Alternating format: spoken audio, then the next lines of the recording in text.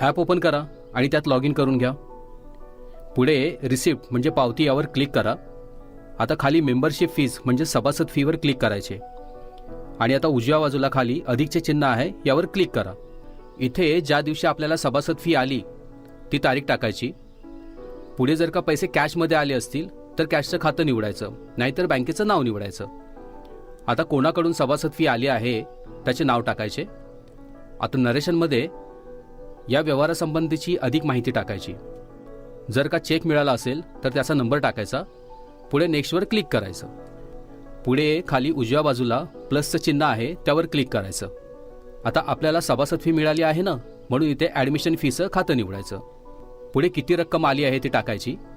आता खाली सेव्ह म्हणून बटन आहे त्यावर क्लिक करायचं आणि पुन्हा एकदा सेव्ह बटनवर क्लिक करायचं. झालं. एवढीच प्रोसेस करायची आहे आपल्याला. यात प्रिंटचं पण ऑप्शन आहे बघा. त्यासाठी आपण जो व्यवहार नोंदवला आहे ना त्यावर क्लिक करायचं आणि वरती सेंडचं बटन दिसतंय त्यावर क्लिक करायचं. आता प्रिंट दिसतंय ना. सर हे बघा, खालती शेअरचं पण बटन आहे, म्हणजे मी हे व्हॉट्सअपला पण पाठवू शकते ना, आपण फोटो पाठवतो तसं.